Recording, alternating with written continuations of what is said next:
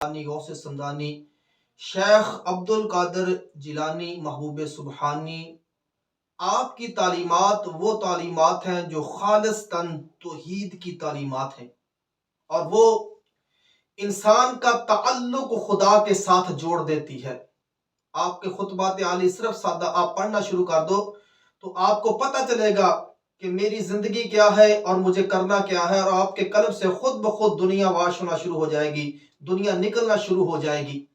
اور جب دنیا نکلتی ہے تو پھر قلب کے اندر اللہ کی ذات کے جلوے نظر آتے ہیں، اس کے نور کی تجلیات نظر آتی ہیں، قلب پاک ہو جاتا ہے، اور پھر اس کا تعلق رب ذوالجلال کے ساتھ جڑ جاتا ہے، اور ایسا جڑ جاتا ہے کہ انسان کی زبان سے جو بھی نکلتا ہے اللہ تعالیٰ اس کو پورا کر دیتے ہیں، جن کے بارے میں میرے رسول نے فرمایا کہ میری امت کے کچھ ایسے لوگ ہوں گے جو پراگندہ حال ہوں گے، جن کے بال بکھرے ہوئے ہوں گے، لیکن ان کی شان یہ ہوگی کہ وہ اللہ کی قسم کھا کر جو کہہ دے اللہ تعالیٰ ویسا ہی کر دیتا ہے۔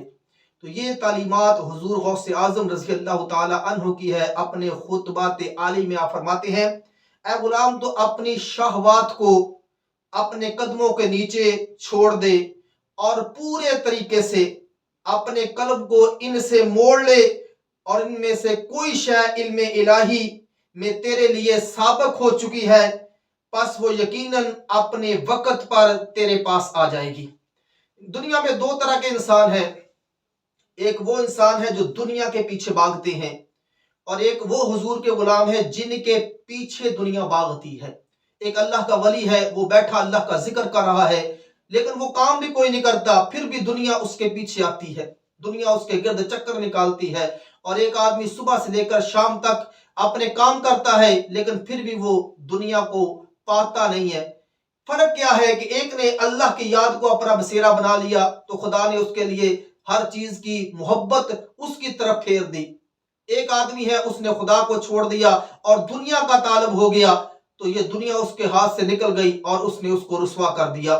خواہشات نفس نبی کی بعثت کا مقصد بھی یہ ہوتا ہے، وَيُزَكِّيهِمْ وَيُعَلِّمُهُمُ الْكِتَابَ وَالْحِكْمَةَ، کہ وہ تزکیہ نفس کرتے ہیں۔ تزکیہ نفس کیا ہے؟ ایک حدیث شریف بخاری شریف کی بتاتا ہوں کہ تزکیہ نفس کسے کہتے ہیں۔ اما سیدہ عائشہ صدیقہ سلام اللہ علیہا فرماتی ہیں کہ ہمارے گھر میں دو تین چاند نظر آ جاتے تھے، یعنی دو تین مہینے ایسے گزر جاتے تھے کہ گھر میں چولہا نہیں جلتا تھا۔ یہ خواہشات نفس کو میرے رسول نے اس طرح دنیا کو اپنے سے دور کر دیا۔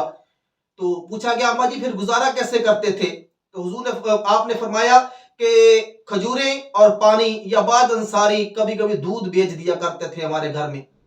یہ حالانکہ حضور کی ذات وہ ذات اقدس ہے کہ آپ دعا کرتے جو کائنات کی خدا جنت کی نعمتیں آپ کے گھر میں بھیج دیتا، لیکن حضور نے دنیا سے اتنا رخ کیوں موڑا؟ یہ وہ باتیں ہیں جو صرف صوفیہ بتاتے ہیں، علماء نہیں بتاتے۔ وہ تو ان چیزوں کو چھپاتے ہیں کیونکہ ان کا مقصد، علماء سو کا مقصد دنیا کو طلب کرنا ہوتا ہے، اور اولیاء اللہ کا مقصد صرف اللہ کی رضا ہوتا ہے، اور خواہشات نفس کو چھوڑ دینا ہوتا ہے۔ خواہشات نفس کیا ہے؟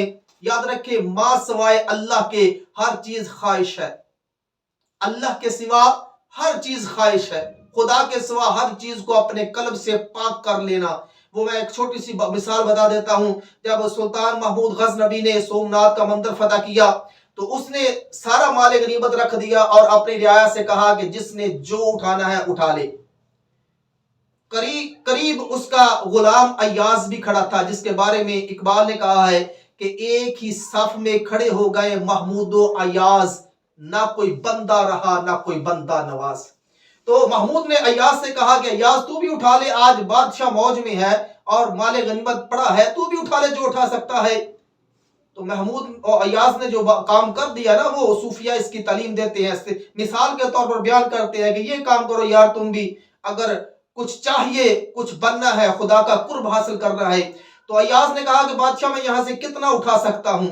اس نے کہا جو اٹھا لے اٹھا رہا ہے۔ تو اس نے کہا جو میں مانگوں گا مجھے ملے گا؟ بادشاہ نے کہا ملے گا۔ تو ایاز نے اپنا ہاتھ بادشاہ کے اوپر رکھ دیا۔ اس نے کہا جب بادشاہ میرا ہے تو ساری رعایا میری ہے۔ یہی بات ہے جو سمجھ میں نہیں آتی کہ جب آپ کا تعلق خدا سے ہو گیا تو ہر چیز آپ کی ہے۔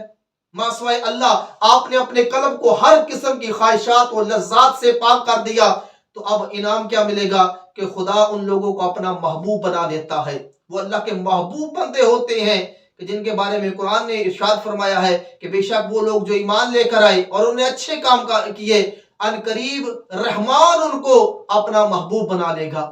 تو یہ وہ تعلیمات حضور غوث اعظم رضی اللہ تعالی عنہ کی ہیں کہ آپ نے فرمایا کہ ہر چیز سے بے پرواہ ہو کر خدا سے تعلق قائم کر لو، جو تیری قسمت میں لکھا ہے وہ مل کے رہنا ہے، اگر تو کوشش کرے یا نہ کرے اس سے کوئی عمل دخل نہیں ہے۔ جو تقدیر میں خدا نے لکھ دیا ہے تقدیر بدلتی نہیں ہے، اس میں تغیر و تبدل نہیں آتا۔ جو اللہ پاک نے لکھ دیا ہے وہ تجھے مل کے رہنا ہے، چاہے کچھ بھی ہو جائے۔ اس لیے تو اس کی فکر چھوڑ دے، تو صرف خدا سے لو لگا، خدا سے محبت پیدا کر، خدا سے لو لگا۔ پھر دیکھ ان اولیاء اللہ کی زندگی کہ جن کی قبروں پر آج تک قرآن پڑھا جا رہا ہے، پھر جنہوں نے ترک دنیا کی نا، اپنے قلب کو ما سوائے اللہ ہر چیز سے پاک کر دیا۔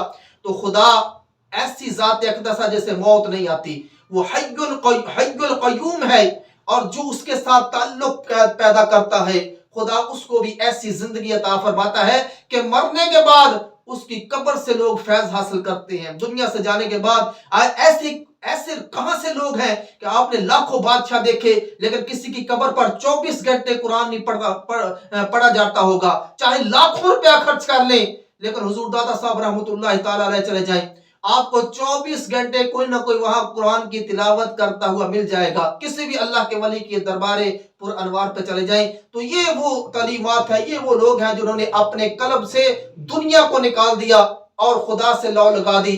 جب خدا سے لو لگ گئی تو فَاذْكُرُونِي أَذْكُرْكُمْ وَاشْكُرُوا لِي وَلَا تَكْفُرُونَ، تو میرا ذکر کرو میں تمہارے چرچے کر دوں گا۔ انہوں نے زندگی میں اللہ کا ذکر کیا، ما سوائے اللہ ہر چیز سے مستغنی ہو گئے، بے پرواہ ہو گئے، تو خدا نے ان کی قبر کو بھی زندہ کر دیا، ان کی قبر سے بھی فیض جاری کر دیا۔